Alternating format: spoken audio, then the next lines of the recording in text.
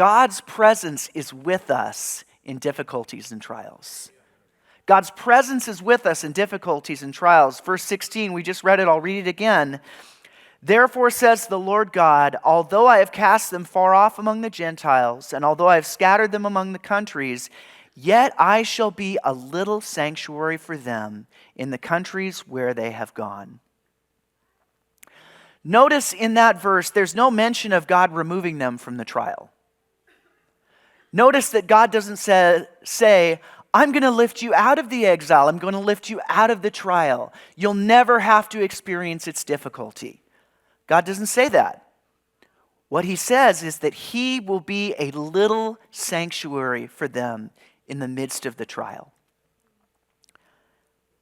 They were not able to go to the temple in Jerusalem, which would have been considered the sanctuary. That was where they could go to experience God's presence. That was the sanctuary of God's presence, the temple. At this point in the exile, the temple had not yet been completely destroyed. It had been ransacked and all the good stuff was taken, all the gold. But at this point, as Ezekiel's talking, the temple was still standing until that third wave of the Babylonian conquering of Jerusalem would come. And at that point, they would level the whole city. They would destroy the temple. And all but the poorest of the people would be taken into exile in Babylon. But what God is saying to them is, even though you can't go to my sanctuary, I'm going to bring my sanctuary to you. Because it's not the sanctuary, it's not the building that makes the sanctuary a sanctuary, right? This building, there's nothing special about this building that we're gathered in today. I mean, we appreciate it. It's a blessing to us. It's nice. We feel like it's useful for gathering together, but there's nothing spiritual or special about this piece of real estate or this building. What makes it special is that as we gather here, the Spirit of God is among us. As we gather here, the Spirit of God speaks to us and ministers to us and leads us. And so God is saying to them, though you can't go to the sanctuary, you can't go to the temple because you've been carried away into exile, I am going to bring the temple to you. And the temple, of course, was himself. His presence would be the sanctuary that would be with them.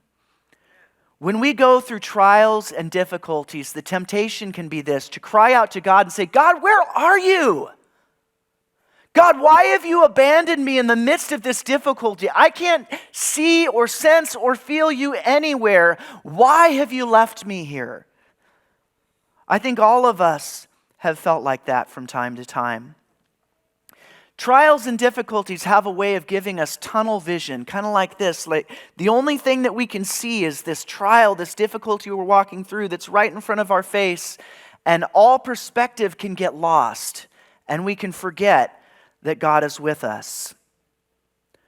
We can forget all that God has done throughout the Bible. We can forget that all that God has done in our lives and in our families. We can forget all of the potential things that God will do as we trust in him and walk with him through the trial, and we can just get focused on the difficulty we're in.